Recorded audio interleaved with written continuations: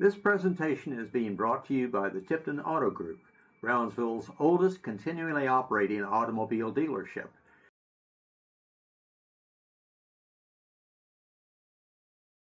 Hello, this is a podcast that is quite effectual in that I just finished the editing of it and I'm out of breath. It is a lesson in life by a dear friend of mine that I interviewed him, and it's a study of triumph over tragedy. I'm still sitting here in disbelief. I've known this individual. It's Ralph Cowen. I've known him all of my life, just about. I first met him back in 1955, if you can imagine. And I've seen the transition of him to a degree. It depends upon the closeness and whatever at any given time. But now that I know the story out of his mouth, I'm just totally amazed. The amount of maturity that has taken over this individual is just astounding, as to be juxtaposed with what he was in his adolescence and all of the trials that he went through in his life. Just take your breath away. No wonder, well, by that seasoning there and his exposure to the various sides of life that obviously taught him something, he emerged into the social scene here in Brownsville after a pretty extensive business career. But I mean, he was seasoned as a person who could be on a board, be the chairman of committees, which he was countlessly in that position. And just watch what I'm about to reveal right now. I'm going to slice it up into particular sections because there were sections of his life that made separate chapters, and so I'm going to let you reap what you can out of this. All right, here we go with chapter 1. Chapter 1 is just very, very intense. And it actually picks up in his life in the very beginning of what was going on in his family and in his entire domestic sphere. So take a look at that and we'll discuss it later. The relatives wanted to split the family up and all take kids and go. How many siblings do you have? I have 10 brothers and sisters. There's 11 of us. Well, good Lord. Well, there's 9 of us still alive.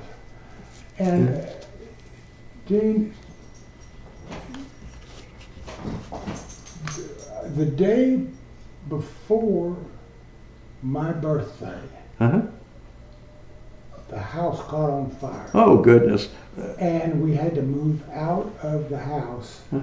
And we had insurance, so they put us up at but we had been going to Mass every morning. My father had been in the hospital again. Yes.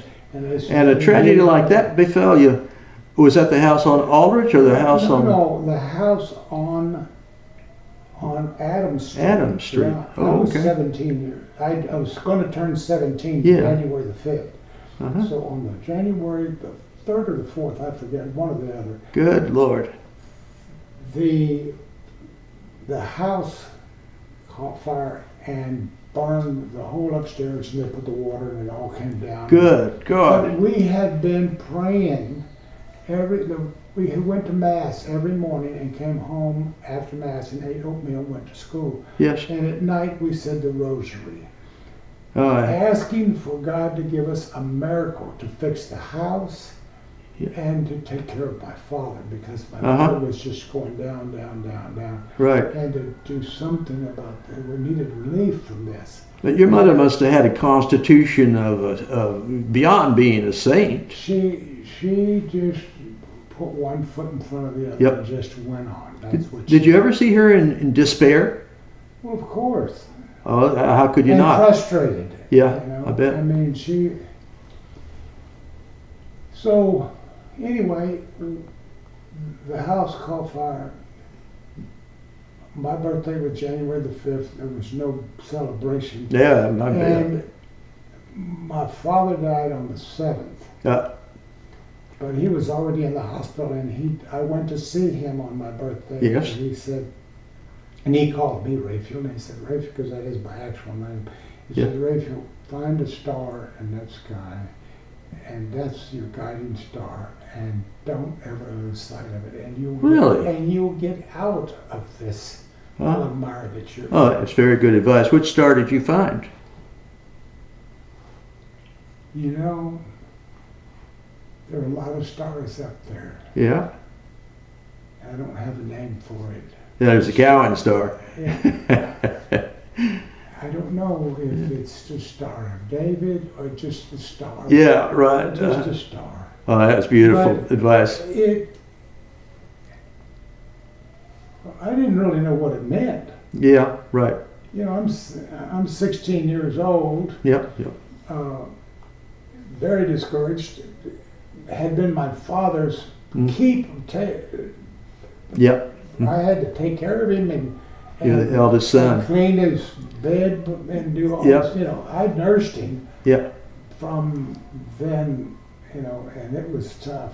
Yeah. And my brother and sister were home, and they woke me up, and they just smoke upstairs. There's smoke upstairs. Oh, said, goodness. Leave me alone. I haven't slept. I've been. Yeah. I haven't.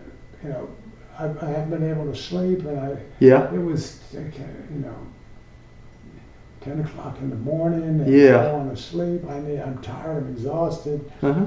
No, you got to get it's smoky upstairs. And so I got up and I started going up the stairs, and I said, shoot. Yeah. Oh, your worst let's fear. Get out of the house. And I put them out on the side. I said, sit here on the porch, and I called the fire department. Yeah. And I told them, I said, I don't know exactly what's going on, how bad it is, but there's flames upstairs and smoking, and it was only from 10th Street to 6th Street. Yeah, right to Adams. So they came right down right away. And, Yeah. And they used to also come take my father to the hospital on a regular basis. Oh, really? Okay. And the ambulance, they had the fire department had ambulance. And so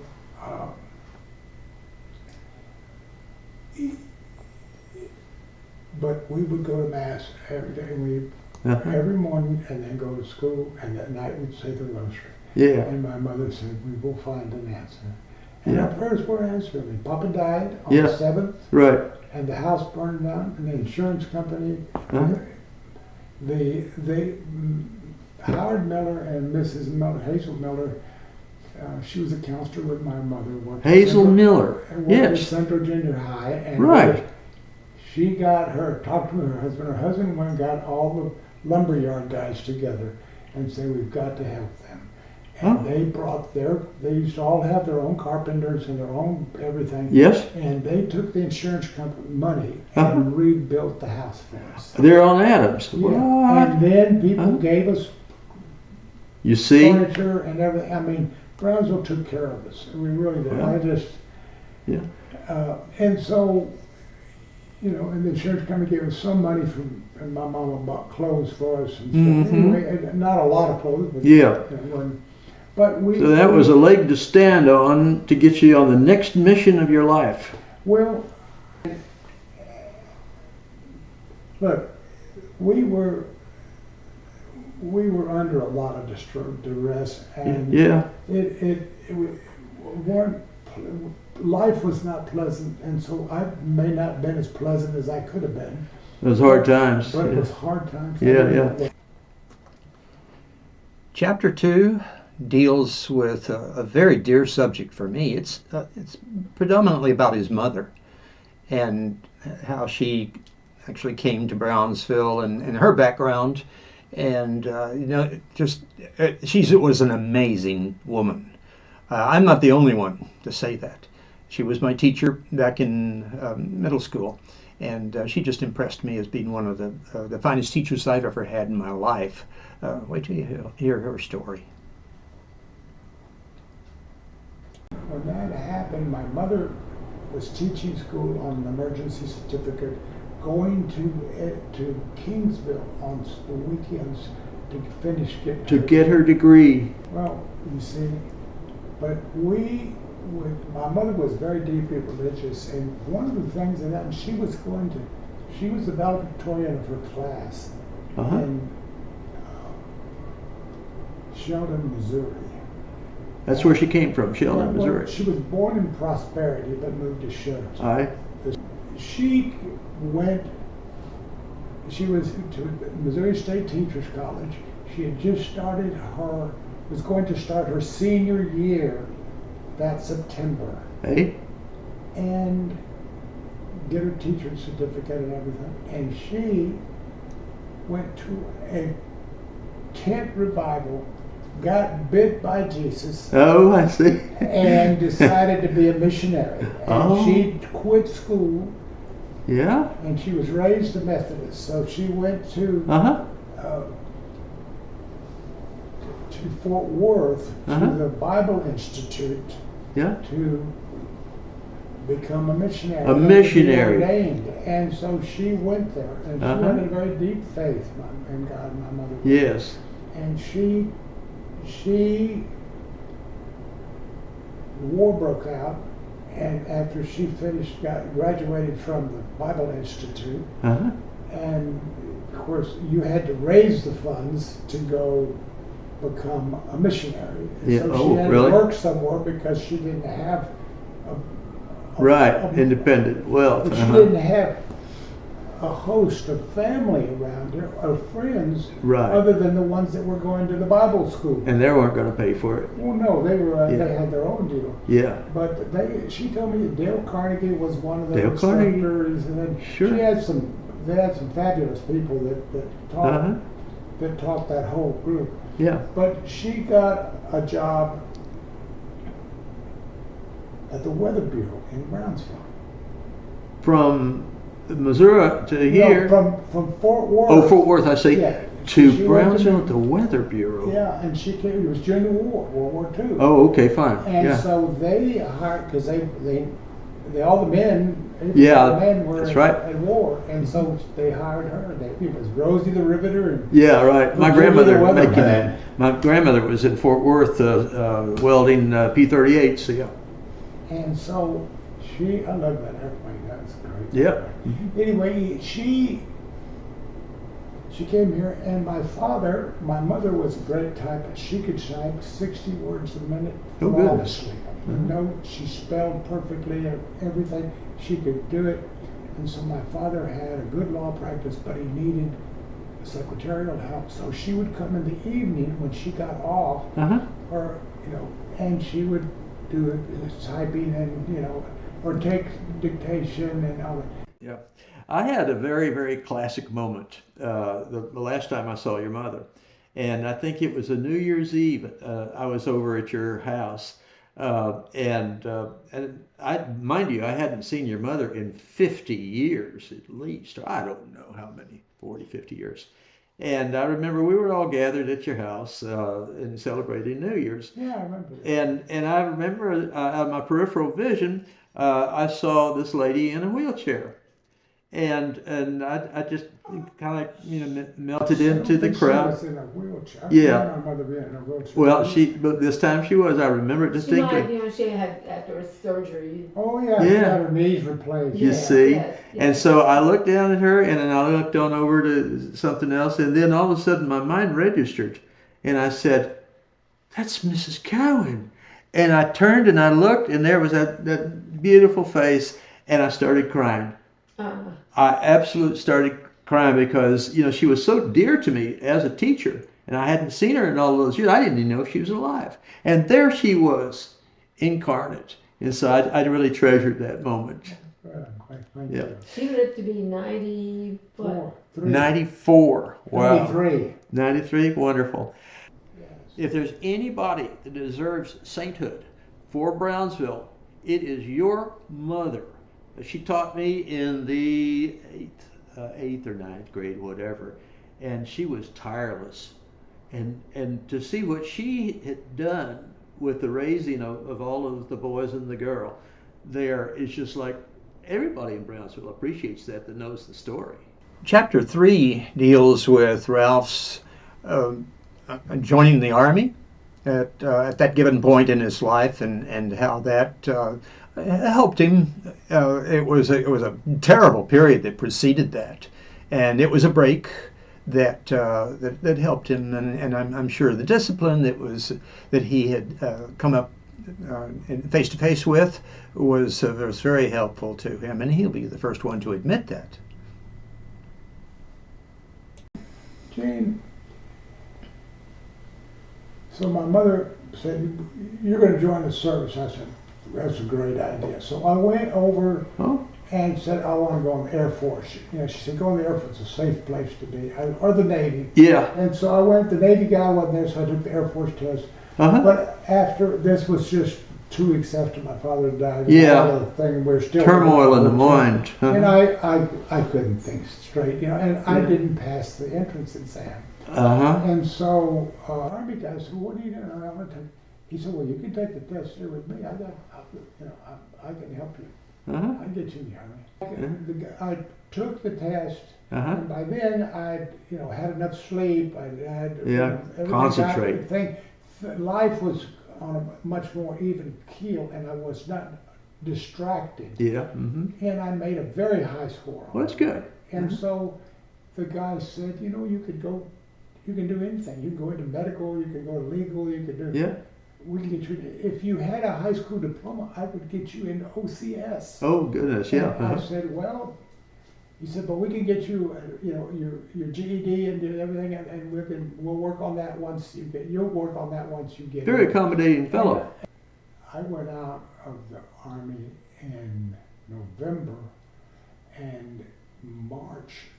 No, April, May, they went to Vietnam, and so they sent me home, and they gave me some severance pay and this, that, and that. That's good. And I didn't have to go to Vietnam. I wanted to go to Vietnam. Yeah. I had survivor's guilt because most of the guys that I was with in my company got killed over there. Oh my. And Okay. the ones that did come back, Yeah, they were messed up. who they were when they went over there, Yeah. and came back and they were Yep. all screwed up. Yeah. So I was Fortunate. It was a turmoil that by once I got in the VA system, I was able to get some counseling and some help with all of that, and got out of that mindset. In this series is a reflection on what Ralph was doing on the streets of the world, and the particular encounters that he had in trying to get work, trying to get subsistence. And some of it is a bit funny if you look back upon it nowadays. But these were rigid conditions that he was faced with. And undoubtedly, this is what actually led to him. Well, he's an immense character to begin with. But these incidents in this particular period were character forming for certain. See, one thing that I learned from the time I got out of the Army and I left here, there was no jobs here. Yeah. And I left here with 50 cents in my pocket. Oh, Christ. I hitchhiked to Indio, California to pick grapes because you hitchhiked to California to be a grape picker? Yeah, because, well, they told me that they give you a place to stay, they feed you, and so there were no jobs here. Yeah. And the guy came back, he had a car. He had new clothes and he had money in his pocket. I'd been playing pool and we went to play pool with him.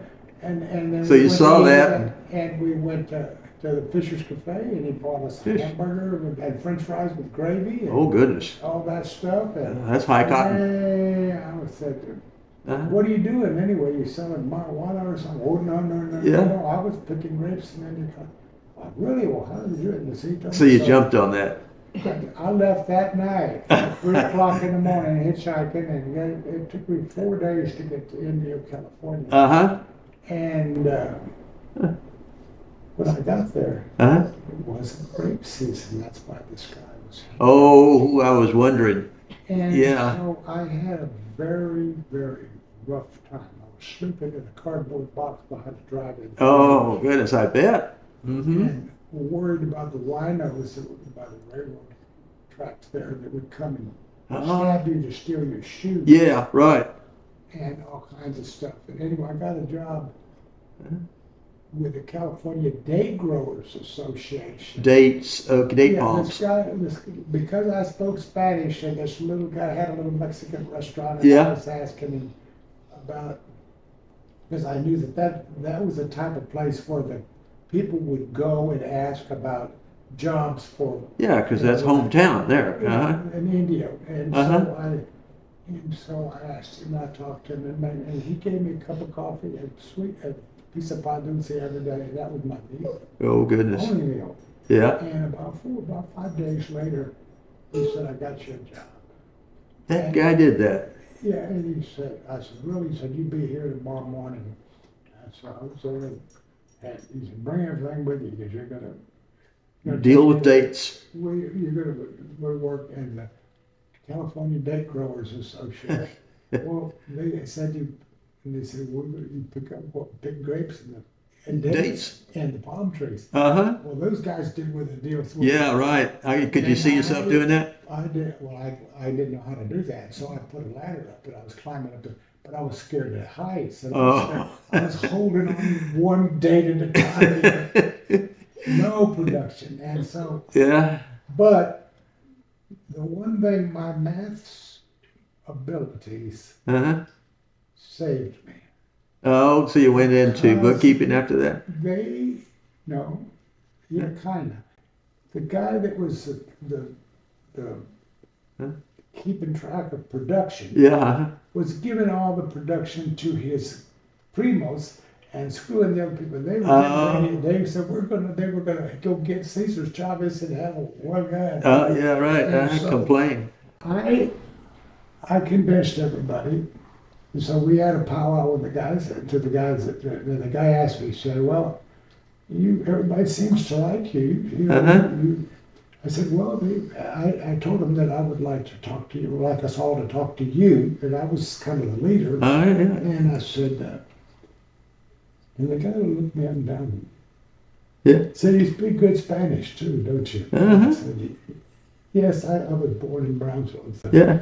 And became the guy that got to keep track of the production. And they asked me. Yeah. The last question, first they asked me, how to do it and how I would average it. And I told them I had to help I did all kinds of different problems for me. He said, "Man, you're good at math." Yeah. And I said, "Well, I used to help my mother average grades." Oh, yeah. And so because by hand. And so, anyway, the guy gave me the job to do that. And I did that for 3 months, and everybody was happy because I had it laid out to where everybody, as they came in, they got a ticket. A piece of paper. I came back and forth to Brownsville a couple of times, but every time I came back, I'd hitchhike back. But when I got to the town edge here, a policeman was invariable stop. And he'd say, "Hey, Ralph, you're back.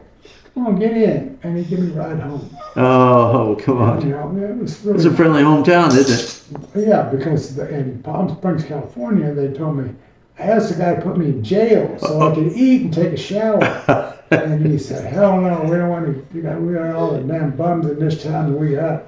We don't need." He didn't need another bum.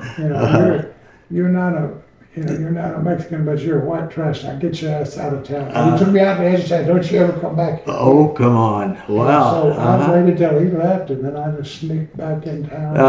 There's an indomitable spirit. I wandered all over the country until I was 21. I came back, and I opened a gas station with my brother Paul, and that was my first business. I'll be blessed. Brownsville was very nice to me, and they helped me and helped me. They wanted to see me killed, and they knew my story. And a lot of it had to do with, when my father became ill and had to be hospitalized regularly for the last 10 years of his life. 10 years. And anyway, we were broke. I mean, absolutely. Yeah. I mean, food was not always available. There was. Yep. Hard times. Yeah, we lived in the housing project until we bought that house on Adams Street. Yes. And it, but the house fell in ill repair, and then my father had a little lift time, and then he had a slide back. I'll be. And so then. Well, now, when you came back to Brownsville, what year was that? 66, 67, something like that? No, it was 1965. Well, when did you start with Tipton? In 1970. Oh, okay. I had this gas station when we got married, and Susan said, you know, you've got to be, I'm a school teacher, and I get out of class at 3:15. Yeah. I'm home by 4 o'clock. Yeah. I have taken a little nap, and I've fixed dinner, and watched the 6 o'clock. I've watched my soap, and I watch the 6 o'clock news, and I've eaten my dinner. And you come home at 9 o'clock at night, stinking of gasoline, oh, yeah. oil, and all this So she stuff. put her foot down. And she said, "You've got to find some other way to Hey. make a living, because this is not." God bless her. Yeah. And I said, "Well, what am I going to do?" She said, "Well, you're a great salesman, I can tell you that." Oh, yeah. And I said, "Well, look, I don't want to be in sales, because everybody I ever gave me a sales job, I'd sell things and then they wouldn't pay me commission." And I said, I'm not interested in that." And she said, "Well, you go give it a try." Give it a try. And she said, "Because you have to do it. This is no life." Yeah. And so I let Paul take over the service station that summer. Okay. And I went to work for Tipton.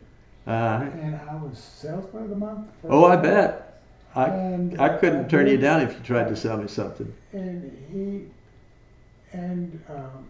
I went to work for Calgon, a friend of Susan's, her bridesmaid, Ann World. The water softener people? No, it wasn't the water softener. That was a different division. Those were the chemicals. Oh, industrial chemicals? Industrial chemicals. Oh, okay. And so I worked for them, and they, for about a year and a half in Oklahoma. And but Susan couldn't get a job as a school teacher in Oklahoma. Even it was so political, you had to know somebody, be related to somebody. So I left, and I called Tipton and got my job back. And then that was Maurice.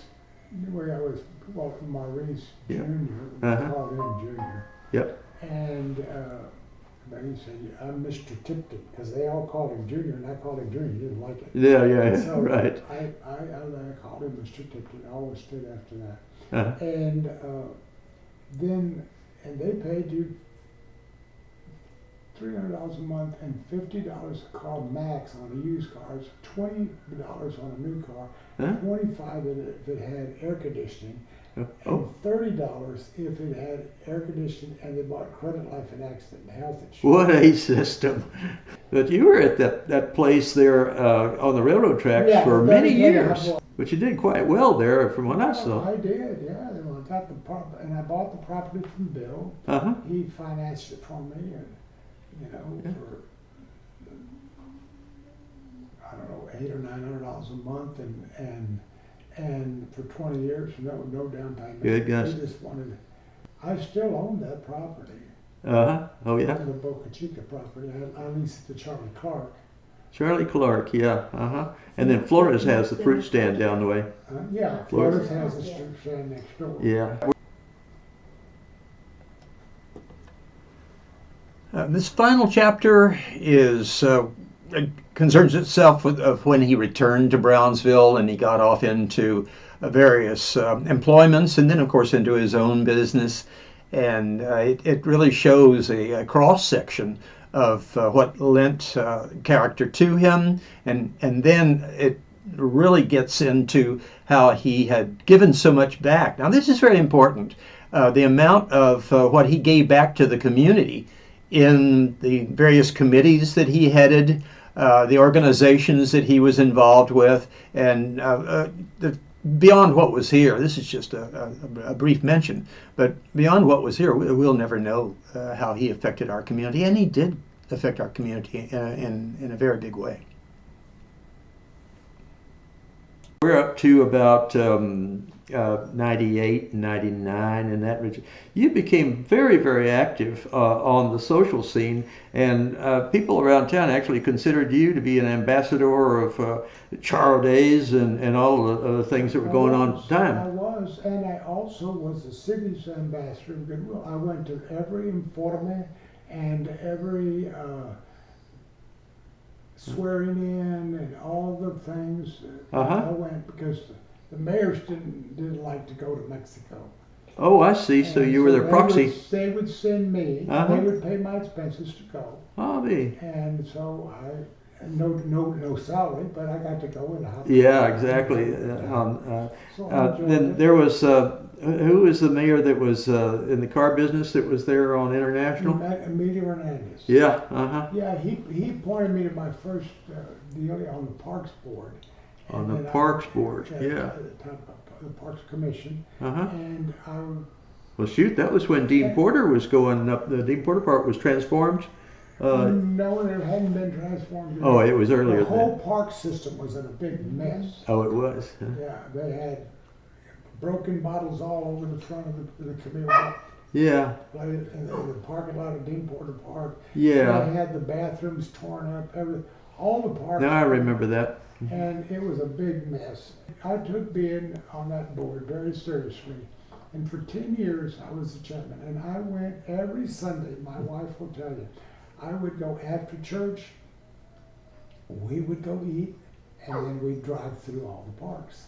Oh, really? Is And to get a critique of what was. That was a day that people were in the park using it. If you went over there on Tuesday or afternoon or Thursday or Wednesday, whenever day we had the meeting, yeah, there was nobody. Well, no, of course not. Yeah. And I went over there when the boys, people from the soccer was just getting started. Yeah. And the Little Miss kickball. Oh, and yeah. Baseball and then I got on the CDBG board, the Community Development Block Grant deal, and became the chairman of that. Right. And I started funneling money into the parks and got them all To fixed up. upgrade them. And I got Philip, because the school district was using the 2 swimming pools, Yes.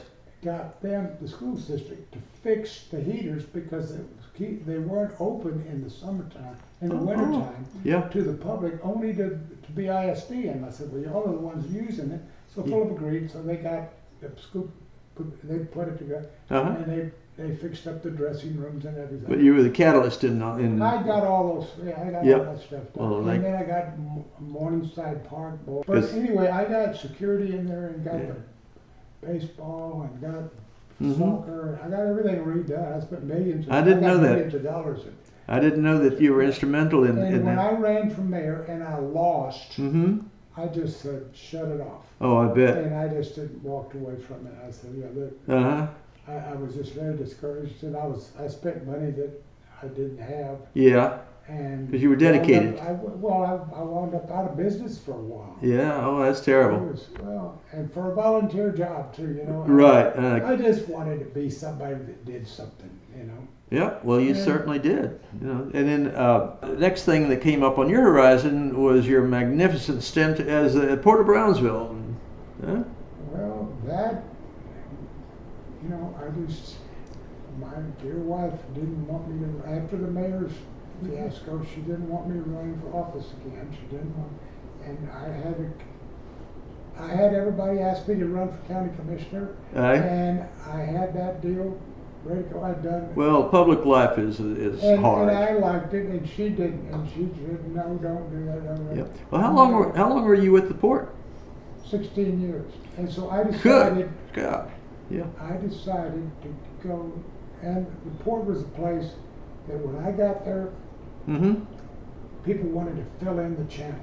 They were tired of the port. It was losing money. Yes. They didn't have any money. The jobs were going down. Yeah. Everything was a mess. And so I said, well, here's a place I can help. And I like the port. I like it very much. And so But Susan said, look, we're out of debt. I don't want you home. I don't want to be in. Yeah. I want to retire. I don't want to have. No, millions of I'm dollars." with you 1,000%. And so, well, I'm with her because yeah, of course. that was a choice I made. And so, but I mean, when it came down to me, there wasn't any. Yeah, no golden spoon. But you did it yourself, Ralph. That's what I'm so proud of you. No, I didn't. I had a lot of people help me, and a lot of people believed in me in this community. Yeah, yeah. And if it hadn't been for that, This has really been a heck of an experience, Ralph. You know, the crossing of our destinies, and also I was not anywhere near aware of the whole collection of the things that you have lived throughout your life and the contributions that you've made to Brownsville here.